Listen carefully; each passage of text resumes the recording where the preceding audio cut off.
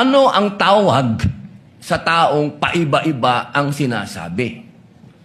Di ba po sinungaling? At paulit-ulit na rin pong sinabi ng ating presiding officer. Pakisagot na lang po kasi yun lang po ang tanong.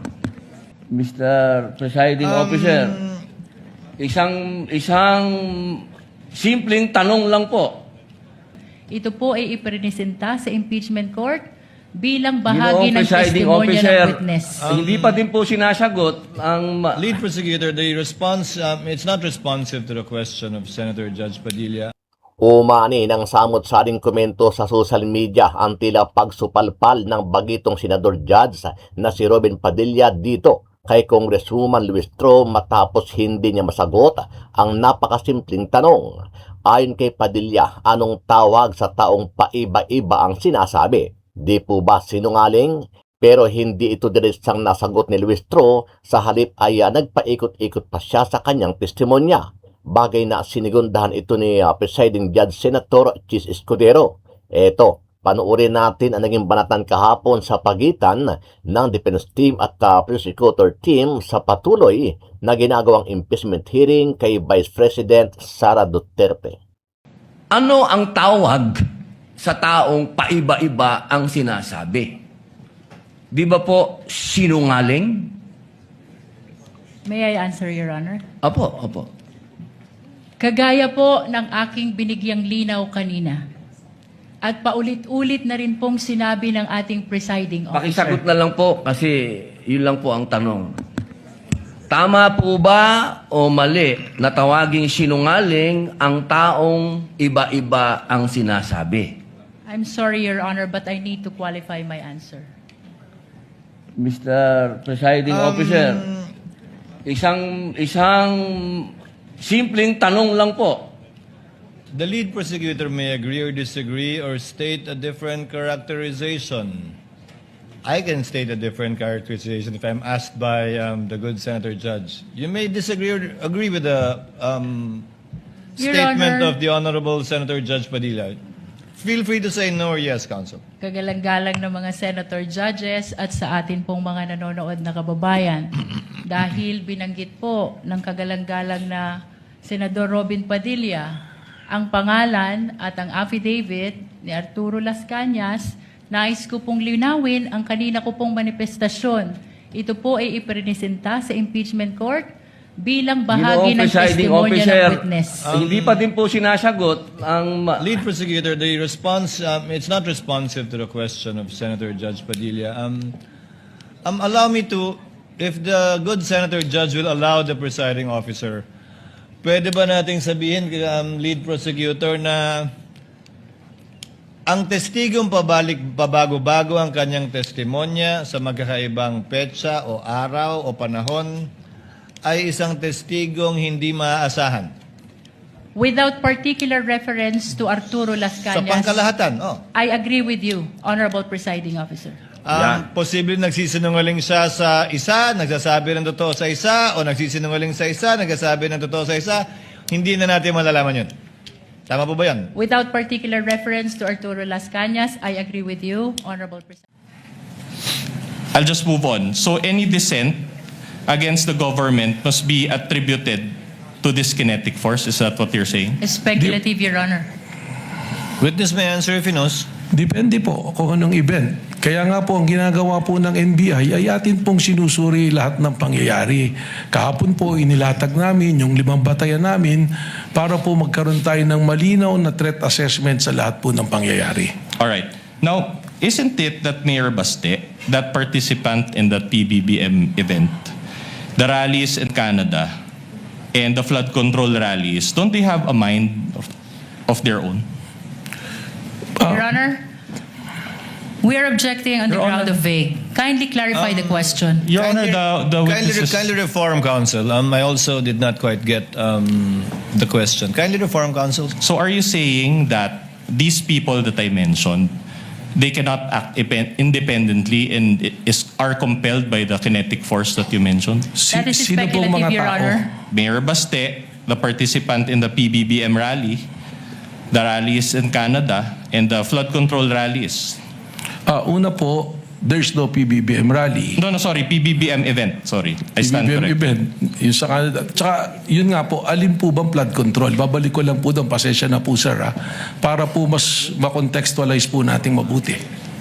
Yes, Your Honor, please. May we request I think the clarification question- from the defense? I think the question, Director Matibag, is produkto po ba nung binabanggit yung kinetic energy kahapon yung mga pagkilos laban sa administrasyon at individual na mga miyembro ng administrasyon?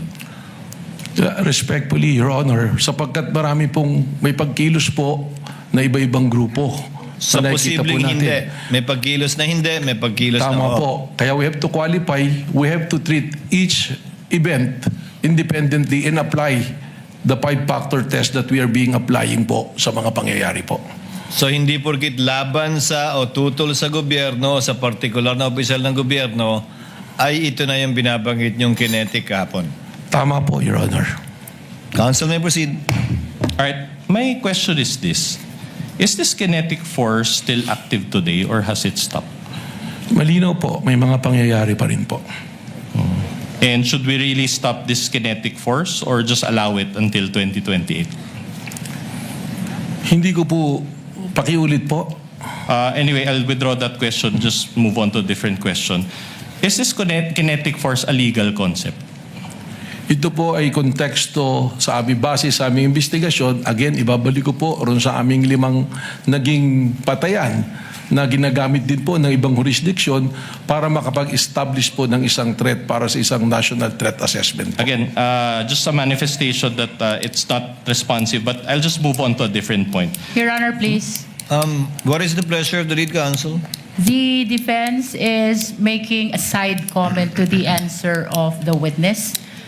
Can we please remind him to avoid making side comment as previously invoked by the impeachment court? Then Your I Honor? will raise another motion, Your Honor, that the witness's answer is not responsive.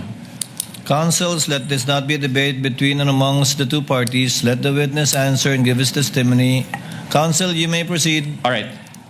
Was the Rage Coalition event a political rally? Palagay ko po, sapagkat ang nandoon po ng mga political party po ng PDP laban at yung pong reforma na pinamumunuan po ng dating Speaker Bebot Alvarez. All right. And as a lawyer and as a former dean ba, director or current dean?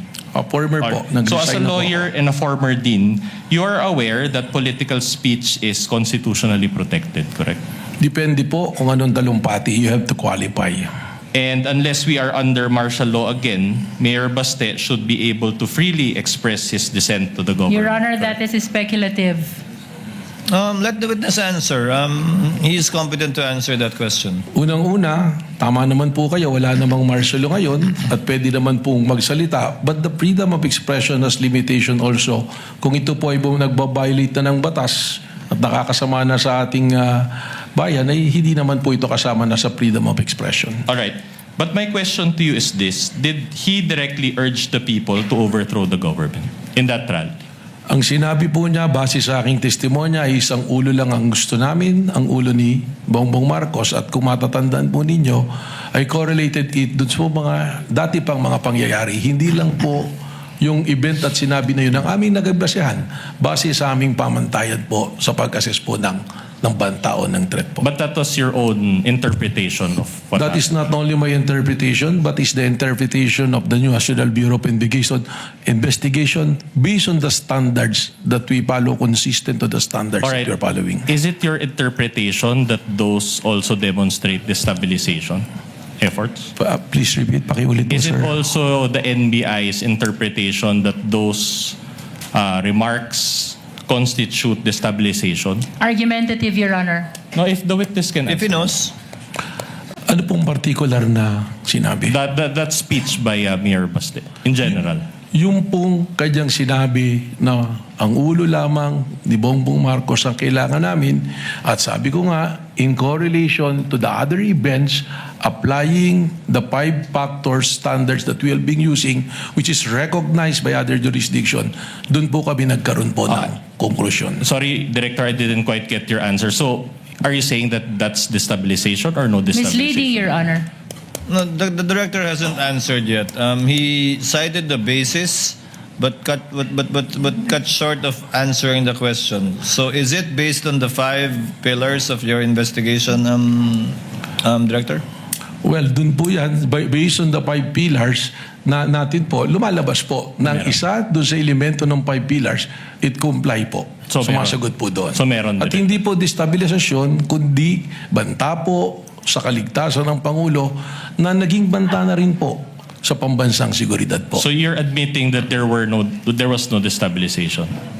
Argumentative, Your Honor. No, it's connected to the question, Your Honor. Previous Counsel, the question. witness has answered for the appreciation of the senator judges. You may proceed to a similar question or move on to another topic. Yeah, I'll proceed with a similar question.